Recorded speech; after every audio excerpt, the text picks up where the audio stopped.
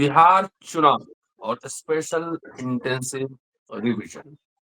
मामला विवादों में है, विपक्ष ताबड़तोड़ हमले कर रहा है। ये कहा गया कि बिहार में बहुत सारे म्यांमार, नेपाल और बांग्लादेशी। आखिर कितने मिले अब तक?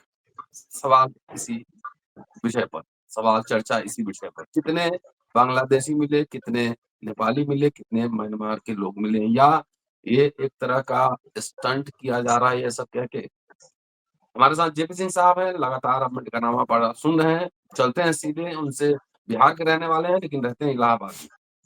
तो चलते हैं सीधे और समझते हैं कि बिहार में क्या चल रहा है। प्रशांत किशोर भी एक फैक्टर बनकर उभरे। स्वागत है सर। जी। देखिए सर,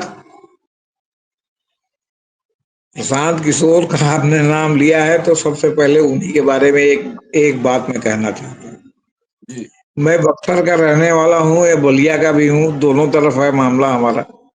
जी जी जी। उधर गांव है, इधर खेती है खानदानी। हम्म। हमारा तो कुछ किया धरा है नहीं, by the grace of family है। तो बक्सर जो हम लोगों का खेती का मुख्यालय है, उसी बक्सर जिले के प्रशांत किशोर भी रहने वाले हैं। और अब तो प्रशांत किशोर जी का नाम घोषित है प्रशांत किशोर पांडे। हम्म। जिस बक्सर से प्रशांत किशोर पांडे जी आते हैं, मेरी समझ से वहां भी प्रशांत किशोर जी का खाता उनकी पार्टी का खुल जाए तो बहुत बड़ी बात होगी चुनाव। हम्म। जितने लोगों से मेरी बात हो रही है, सब कह रहे हैं कि प्रशांत किशोर की हवा दिल्ली से लेके दौलताबाद तक जितनी है, उतनी बिहार में नहीं है। और बिहार में इसलिए नहीं है कि जो नेता उनके साथ दूसरे दलों से छोड़ के गए हैं, उसमें बड़ भैया कोई नहीं है, सब छोट भैया है। हम्म। तो लोग ये उम्मीद कर रहे हैं कि बिहार में केजरीवाल जैसा चमत्कार होगा, और जैसे दिल्ली में अचानक केजरीवाल की पार्टी शीला दीक्षित को हरा के आ गई, तो बिहार और दिल्ली में बहुत फर्क है। हम्म। दिल्ली में पूर्वांचल के लोग बहुत हैं, इसमें कोई दो राय नहीं। लेकिन दिल्ली में रिफ्यूजी भी बहुत हैं। हम्म। अब वो देश के नागरिक हैं, लेकिन किसी जमाने में वो पाकिस्तान से जो है आए थे। और दिल्ली में बहुत बड़ी संख्या उनकी है जो पंजाबी मूल के हैं, रिफ्यूजी हैं, सिंधी हैं, पंजाबी हैं। और वो हमेशा से उनका रुझान भाजपा जनसंघ, फिर भाजपा के प्रति जो है रहा है। कुछ लोग हैं उसमें जो कांग्रेस के प्रति रुझान रखने वाले हैं, लेकिन अब उसमें बिहारी मिलके वो प्लस हो जाते हैं। लेकिन बिहार में ऐसा नहीं है। बिहार में बिहारियों के अलावा बाकी अन्य स्टेट का या रिफ्यूजियों की भी संख्या बहुत ही अत्यंत सीमित है। और बिहार में जातिवाद कूट कूट कर भरा है। वहां तो पूछते हैं, कहते हैं ना कि जाति न पूछो साधु की, वहां सबसे पहले पूछते हैं कौन जात के रे, हम्म। ई बड़ा उछला था, ई कौन है रे, बामन है कि लाला है कि ठाकुर है कि और कौन है, के है, तुरंत पूछते हैं इस तरह। तो हम्म। प्रशांत किशोर जी का पांडे होना मेरा ख्याल है पूरे चुनाव में भारी पड़ेगा। और वो जितना वोट खींचेंगे उतना बीजेपी का नुकसान होगा, ऐसा वहां के लोग कह रहे हैं, जो हमारे हम्म। मित्र, परिचित, रिश्तेदार, पत्रकार हैं। अब वो ऊपर से कुछ कह रहे हैं, भीतर से कुछ कह रहे हैं, अंदर खाने कुछ कह रहे हैं। उस अंदर खाने की बात यही है, या कन्हैया भेलारी के शब्दों में कहें कि उड़ंत दस्ता जो हमारा है, दुबंत दस्ता, वो कह रहा है कि ये बिहार से बाहर ज्यादा प्रभावी है, बिहार में कम प्रभावी है। अभी तो चुनाव हम्म। परिणाम बताएगा कि क्या होगा क्या नहीं होगा। अब आइए आप, मतदाता गण वाली जो इंटेंसिव रिवीजन हो रहा है, SIR, हम्म। स्पेशल इंटेंसिव रिवीजन, जिसको पूरे देश में करने की तैयारी है। हम्म। मैं पहले भी बता चुका हूं, फिर बता रहा हूं कि ये जो मामला उठा है महाराष्ट्र का, कितने वोटर कहां से आए और रोज इतने वोटर कैसे जुड़े, इनका सब डिटेल दें। जिसका डिटेल आज तक जो है चुनाव आयोग ने राहुल गांधी इस बात को उठाने नहीं दिया, उसका जवाब है बिहार का SIR। हम्म। कि हमको नहीं करने दोगे तो तुमको भी नहीं करने देंगे, ये तो उनका भाव है। लेकिन अब तुमको नहीं करने देंगे जब आप एसआईआर कर रहे हैं, तो अभी तक खोदा पहाड़ निकली चूहिया, वो भी मरी हुई जैसी स्थिति चुनाव आयोग की हो गई है। कैसे? चुनाव आयोग ने अब तक जो प्रारंभिक डाटा जारी किया है कि 97% के आसपास हमारी जो है पूरी हो गई है एसआईआर की हुँ, प्रक्रिया। उसमें इतने लाख मरे हुए लोग हैं, इतने लाख पलायित लोग हैं जो दूसरे स्टेट्स में चले गए हैं नौकरी की तलाश में, परमानेंट वहां के हो गए हैं, और 7 लाख के करीब ऐसे लोग हैं जिनका एक से अधिक स्थानों पर वोटर लिस्ट में नाम है। इस तरह कुल मिला के 60-65 लाख हो रहा है। आपके योगेंद्र यादव ने जो जवाब लगाया है सुप्रीम कोर्ट में, जवाबी हलफनामा, उसमें कहा कि 40 लाख लोगों के जो है वो क्या कहते हैं मतदाता सूची से नाम हटने की आशंका है। वहीं जो एडीआर ने लगाया है हलफनामा, उसमें कहा कि 60-65 लाख लोगों को फिलहाल ये हटाना चाहते हैं। और उन्होंने कहा कि ये कह रहे हैं कि जो है वो आधार पहचान पत्र हम नहीं लेंगे, तो ये बहुत बेतुका हुँ, और मनमाना है। क्योंकि जब आधार पहचान पत्र से ही आपके अब सारे डॉक्यूमेंट बन रहे हैं, पासपोर्ट बन रहा है, सब बन रहा है, क्योंकि वही माना जाता है कि आपका नागरिकता है, और नागरिकता की वो प्रमाणित है कि भाई नागरिकता प्रमाणित है, इसीलिए आधार कार्ड बना है। तो आप आधार कार्ड नहीं ले रहे, बेतुका मनमाना है। वो 60-70 लाख का है, इतने लोग जो है किसी न किसी प्रकार नहीं रहेंगे। अब इसमें 11,000 का आंकड़ा दिया है चुनाव आयोग ने, हुँ, जिनके बारे में है कि साहब इनका कोई अता पता नहीं है। तो चुनाव आयोग के हवाले से आईटी सेल हो, बीजेपी का अमित मालवीय साहब हो, हिंदुस्तान टाइम्स हो, और भी मीडिया हो, सब जगह हुआ कि जो है बिहार की मतदाता सूची में बांग्लादेशी, म्यांमारी, माने जो पुराना बर्मा है जिसका नाम अब म्यांमार हो गया है, वहां के लोग और नेपाल के लोग शामिल हैं।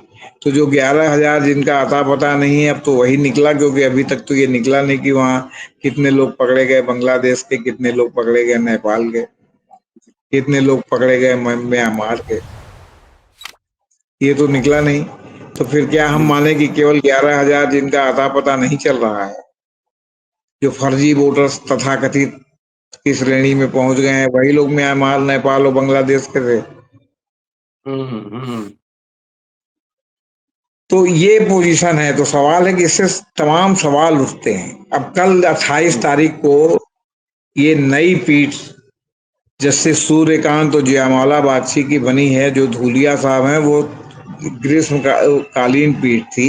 उन्होंने कहा था कि नई पीठ के समक्ष जाएगा चीफ जस्टिस, जो भी नई पीठ को असाइन करें, तो वो जो है आपके सूर्यकांत जी और जयमाला बागची की पीठ को असाइन हुआ है ये मामला। इसमें कल सुनवाई सुप्रीम कोर्ट में है। जवाब जो है आ गए हैं। चुनाव आयोग ने कहा है कि हम इस पर कायम है कि जो है वो नागरिकता का जो है वो नहीं है, प्रमाण पत्र नहीं है आधार, हम आधार को नहीं मानेंगे।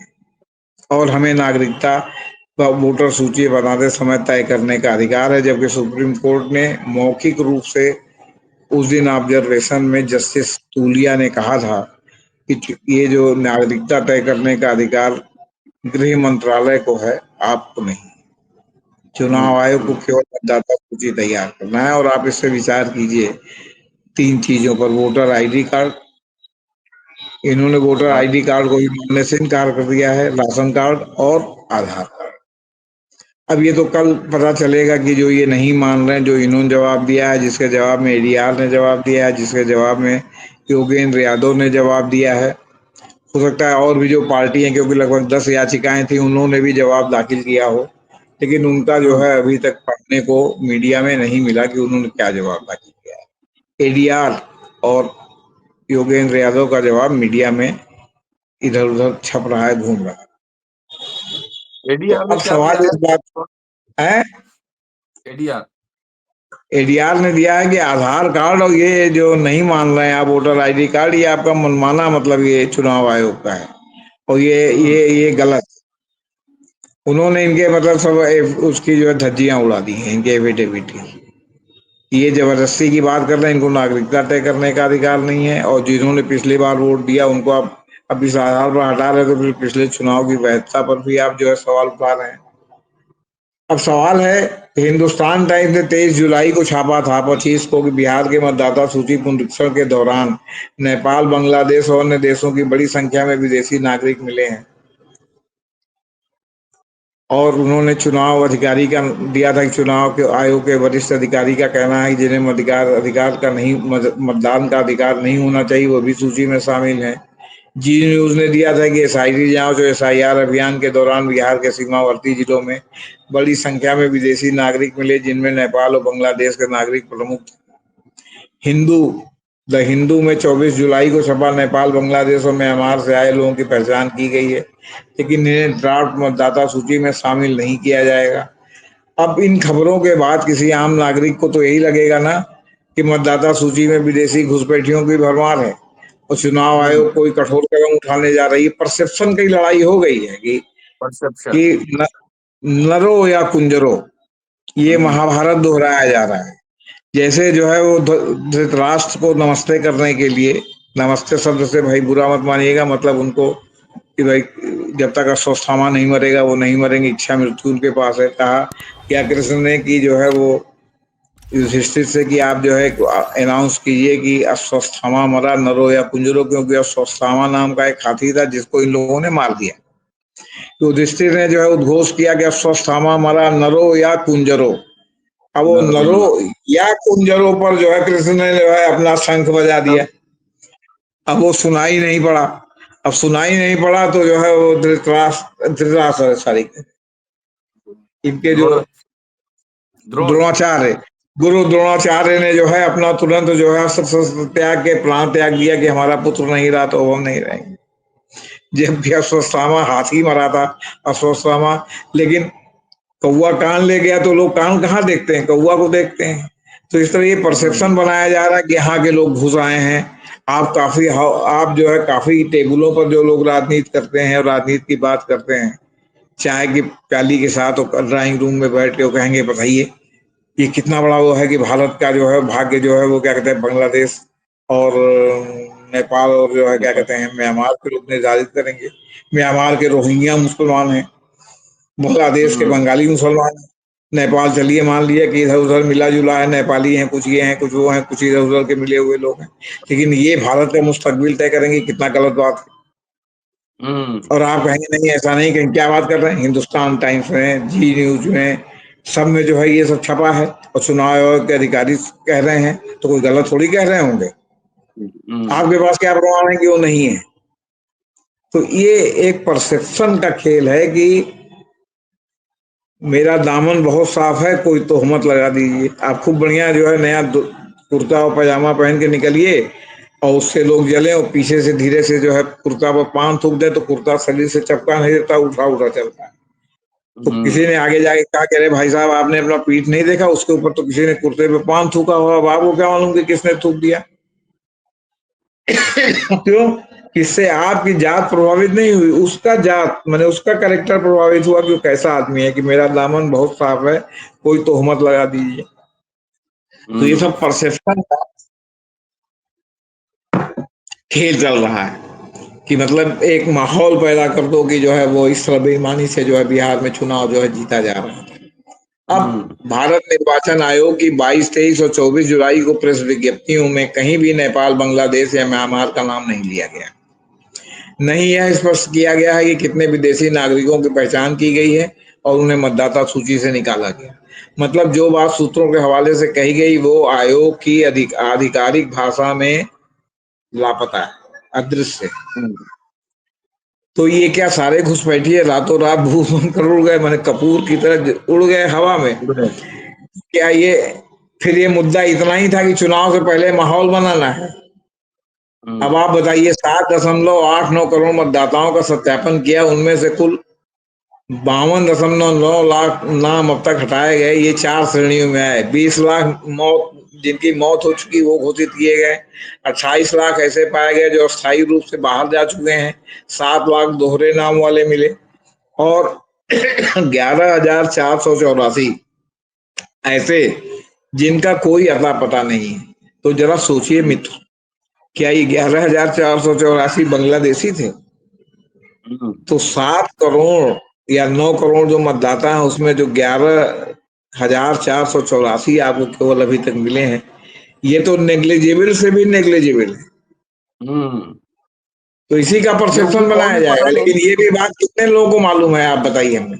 अब ये 7.8 करोड़ में सिर्फ 0.014% है, ये आप समझ लीजिए।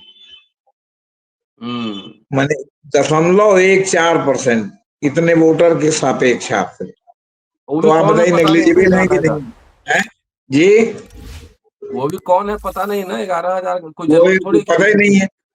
हम मान लेते हैं कि आपने कहा कि ये हैं, तो केवल इतने वोटर के लिए आपने इतना बड़ा एक्सरसाइज कर दिया, 300 करोड़ 400 करोड़ रुपया आप खर्चा कर रहे हैं। भारतीय जनता पार्टी पिछले 4 दशकों से बांग्लादेशी घुसपैठी का मुद्दा उठाती रही। हम्म। प्रसंगवश प्रसंगवश हरियाणा में बहुत बड़े पैमाने पर गुड़गांव वगैरह में बंगला भाषियों की जो है धरपकड़ हो रही थी। ममता बनर्जी ने जब हुंकार भरी कि बांग्लादेश भाषियों के साथ वो हो रहा है और ये बंगाल के नागरिकों को जो है बांग्लादेशी बता करके प्रताड़ित किया जा रहा है, तो एक तो वहां जो बांग्लादेशी थे वो प्रताड़ित हो, वो जो है काफी पलायन कर गए और काफी लोग पकड़े गए। और वहां के जो बड़े बड़े फ्लैट्स हैं, छोटे छोटे फ्लैट्स हैं, जिसमें लोग कामगार रखते हैं, बर्तन मारने वाली रखते हैं, खाना बनाने वाली रखते हैं, उनमें बांग्लादेशियों की मांग बहुत है, क्योंकि बांग्लादेशी महिलाएं खाना जो है अपेक्षाकृत और लोगों की तुलना में ज्यादा अच्छा बनाती हैं, इसलिए उनकी मांग ज्यादा है। सफाई करने वाले, आपके रिक्शा चलाने वाले, मतलब कामगार श्रेणी में बहुत ज्यादा लोग हैं, वो उनका पलायन होने लगा। नतीजा है कि वहां जो है वो कामगारों की संख्या कम हो गई और हाहाकार मच गया, क्योंकि घरेलू नौकर नहीं मिल रहे। हम्म। और आजकल का जमाना ये हो गया कि घरेलू नौकर अगर आप परमानेंट घर में रखिए, तो जिस तरह की वारदात अपराधियों के साथ मिल करके आपराधिक वारदात को अंजाम दे रहे हैं, उससे लोगों में ये प्रवृत्ति बढ़ी है कि अगर वो घरेलू कामगार रखते हैं तो ऐसा रखते हैं कि जो आओ काम करो अपने घर जाओ, हमारे घर हम्म। हमारे साथ मत रहो। तो ऐसे में वहां संकट हो गया, तो उनका हाहाकार अलग है और ममता बनर्जी का हाहाकार अलग है कि बंगला भाषियों के साथ अन्याय हो रहा है। नतीजा है कि वहां ये धरपकड़ रोक दी गई है, गुड़गांव हम्म। में। मैंने प्रसंग वसम में बता दिया। तो सवाल इस हम्म। बात का है कि अब आप बताइए कि क्या बताया जाए। अब आप बताइए, असम एनआरसी 2019 में 19 लाख लोगों को संदिग्ध बताया गया, लेकिन इनमें से किसी को आज तक भी डिपोर्ट नहीं किया गया। क्यों? न असम सरकार जवाब दे रही, न केंद्र सरकार जवाब दे रही। दिल्ली चुनाव 2020 में कहा गया कि केजरीवाल सरकार बांग्लादेशियों को बचा रही है। क्या किसी को पकड़ा गया? आंकड़े गायब हैं। झारखंड चुनाव, यहां तक कहा गया कि पूरा राज्य बांग्लादेशी घुसपैठियों से खतरे में है। फिर क्या कार्रवाई हुई? अब 2025 में बिहार की बारी है, फिर स्क्रिप्ट वही, फिर वही संवाद। अब अमित मालवीय ने 13 जुलाई को एक्स पर लिखा, बीजेपी आईटी सेल के प्रमुख ने, कि बिहार की मतदाता सूची में बांग्लादेशी, म्यांमार और नेपाल के नागरिकों के नाम मिले। विपक्ष इन्हें वोट बैंक के लिए बचाने की कोशिश कर रहा है। मतलब आंकड़ों की नहीं, आशंकाओं की बात हो रही है। विपक्ष आरोप हम्म। लगा रहा है कि ये एनआरसी जो है बैकडोर से लाई जा रही है। अब चुनाव आयोग ने भी साफ किया है कि अब तक की जांच में यह साबित नहीं हुआ कि हटाए गए नामों में कितने बांग्लादेशी, रोहिंग्या या नेपाली थे। यानी घुसपैठियों का हुआ था, हकीकत नहीं। हकीकत अलग है और फसाना अलग है। अब आप एक नजर और भी डाल दीजिए कि एक और ये इशू बनाती है बीजेपी की सरकार, बीजेपी पार्टी और आरएसएस, कि यहाँ जो है बांग्लादेशी, रोहिंग्या वगैरह घुस के यहाँ का जो है सामाजिक संतुलन बिगाड़ रहे हैं, मतदाता संतुलन बिगाड़ रहे हैं। दूसरी ओर 2017 में 25 मिलियन अमेरिकी डॉलर की सहायता राखाइन राज्य में घर बनाने के लिए म्यांमार में दी गई। 2023 तक अतिरिक्त 5 मिलियन यूएस डॉलर पुनर्वास और दवाइयों के लिए दिया गया। बांग्लादेश में 2017 से 2025 तक 7,000 टन खाद्य सामग्री भेजी गई। 15 मिलियन यूएस डॉलर की वित्तीय सहायता भी दी गई, जिसमें 2024 में शिक्षा और शेल्टर के लिए 2 मिलियन अमेरिकी डॉलर शामिल थे। अब सवाल है कि जिसे आप अपने देश में घुसपैठिया कह रहे हो, उसी के लिए विदेश में घर, राशन, दवा क्यों भेज रहे हो भाई? ये दोहरा मापदंड क्यों है? हुँ। तो कहने का मतलब है कि खाने के दाँत कुछ और हैं और दिखाने के दाँत कुछ और। अब कल सुनवाई में चूँकि पीठ बदली है, सर से सूर्यकांत जी हैं। अब देखिए कल की सुनवाई में सुप्रीम कोर्ट क्या रुख अपनाता है, क्या रुख लेता है, क्योंकि 1 तारीख को ये कहते हैं कि हम मतदाता सूची प्रकाशित कर देंगे। उसी लिए उन्होंने उस 1 अगस्त के पहले जो है 28 की डेट लगाई थी। अब पीठ नई है, इसमें संभवतः जयमाला बागची तो पिछली बार धूलिया के साथ थे, लेकिन इस बार सीनियर जज इसमें सूर्यकांत जी हैं जो अगले चीफ जस्टिस होने वाले हैं। बहुत कुछ उनके ऊपर निर्भर है कि कल क्या डिसीजन हो सकता है। जी, क्या ठीक डिसीजन है सर होगा या और फिर अभी कल और आगे की तारीख लगेगी? जी। कल कोर्ट में क्या सुनवाई होती है, कल उस पे चर्चा करेंगे। फिलहाल आप देखते रहिए अम्बेडकरनामा। बहुत शानदार बातचीत हुई है। जयप्रकाश जेपी सिंह साहब का शुक्रिया। शुक्रिया सर।